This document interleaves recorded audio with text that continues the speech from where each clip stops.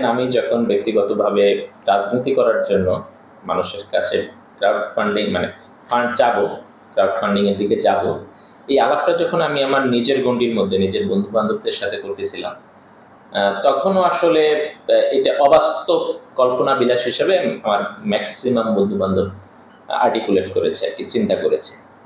Even আমি নিজেও আসলে এটাকে অনেক বেশি কঠিন এবং উচ্চাভিলাষী কাজ হিসাবেই মেনে নিয়ে এই কাজটা শুরু করেছিলাম। এবং আমার সুস্পষ্ট মনে আছে যে এই মাসে শুরু করি, তখন আমার টার্গেট ছিল প্রথম মাসে আমি 5,000 টাকা যদি কালেক্ট করতে পারি মানুষের কাছ থেকে, দ্যাটস হিউজ।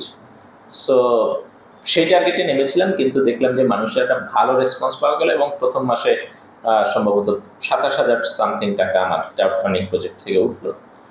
সো এইখানে আমার কাছে মনে হয়েছে যে বাংলাদেশে এই কালচারটা যেহেতু শুরু হয় নাই, বিশেষ করে অভ্যুত্থানের পরে 34শে জুলাইয়ের পরে একটা মানুষের মধ্যে আগ্রহ তৈরি হয়েছে যে একটা নয়া রাজনৈতিক বন্দোবস্ত বা বিদ্যমান সংস্কৃতির পরিবর্তন তারা দেখতে চায়।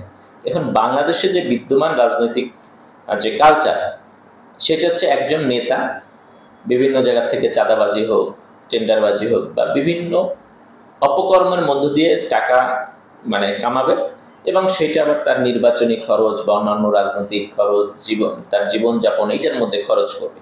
ফলে একটা দুর্বৃত্তায়নের অর্থনীতি এইখানে অঙ্গাঙ্গিভাবে জড়িয়ে গেছে।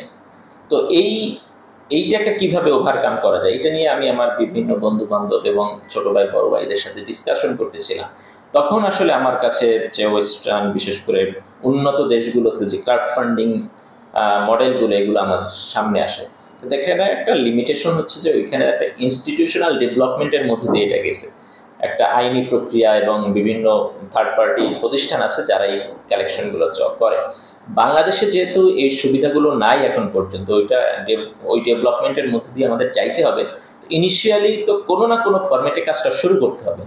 ফলে আমি একটা অ্যানাউন্সমেন্ট করি যে ওকে, আপনারা আমাকে এই কারণে একটা চিরকুট থাকে আমার, যে এই কারণে আপনারা আমাকে ডোনেট করেন এবং আমি প্রত্যেক মাস শেষে এটার আয় ব্যয়ের হিসাবটা আপনাদের কাছে তুলে ধরবো। আমি আমার কমিটমেন্ট অনুসারে সেই কাজটা করার চেষ্টা করেছি, যে যেই টাকাটা প্রত্যেক মাসে আসে এবং সেখানে আমি কি পরিমাণ টাকা এখান থেকে কালেক্ট করতে চাই সেটারও একটা পরিসীমা আমি বলে দিয়েছি, যে আমার টার্গেট হচ্ছে 50,000 টাকা। যদিও এখন পর্যন্ত এটা 25 থেকে 30,000 টাকার মধ্যে ওঠানামা করতেছে, বাট এইটাও এক্সপেকটেশনের তুলনায় অনেক হিউজ আমি বলবো আর কি। তো আমি আমি আমি মনে করি যে এখন পর্যন্ত আমি এই প্রজেক্টে সাকসেসফুল এবং প্রত্যেক মাস শেষে আমি আমার যতজন ডোনার আছেন তাদেরকে আয় ব্যয়ের হিসাবটা মাস শেষে দিয়ে দিচ্ছি কন্টিনিউয়াসলি, এবং 5 মাসের হিসাব তাদের দেওয়া হয়েছে। এবং যেহেতু বাংলাদেশের কিছু বাস্তবতা আছে, জন্য নামটা হাইড করে ডোনারদের আমি আমার যে প্রতিবেদনটা প্রত্যেক মাসে সেটা পাবলিকের জন্য ওপেন করে দিচ্ছি।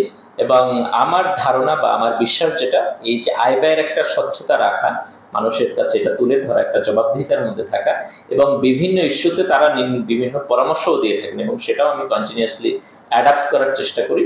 এই প্রক্রিয়ার কারণে আমার ধারণা এখন পর্যন্ত এটা ভালোভাবেই আগাচ্ছে এবং আমি আশা রাখি যে এইটা আস্তে আস্তে আরও ছড়িয়ে পড়বে এবং অনেকেই এখন এটা নিয়ে কিভাবে আগানো যায়, তারা ব্যক্তিগতভাবে রাজনীতি করার জন্য তারা ক্রাউড ফান্ডিং মডেলের দিকে যেতে চাচ্ছেন, এটাও আমার সাথে অনেকেই পরামর্শ করতে আসেন। আর আমি ব্যক্তিগতভাবে আবার আর একটা জিনিস চিন্তা করতেছি যে এটাকে প্রাতিষ্ঠানিক মডেলে কিভাবে নিয়ে যাওয়া যায়, এটার আইনগত যে ব্যারিয়ারগুলো আছে এটা কিভাবে ওভারকাম করা যায় বা অ্যাডাপ্ট করা যায়, এবং প্রক্রিয়াগত এটার জন্য একটা প্রপার ওয়েবসাইট এবং প্রতিষ্ঠান কিভাবে বিল্ড আপ করা যায়, ওগুলো নিয়েও আমি স্লো প্রসেসে কিছু কাজবাজ করতেছি এবং আশা করতেছি বাংলাদেশও ডে বাই ডে যেভাবে উন্নতির দিকে যাবে, একইভাবে আমাদের রাজনীতিতেও স্বচ্ছতার জবাবদিহিতাগুলো বাড়তে থাকবে এবং তার একটা অন্যতম অনুষঙ্গ হবে এই ক্রাউড ফান্ডিং প্রজেক্ট।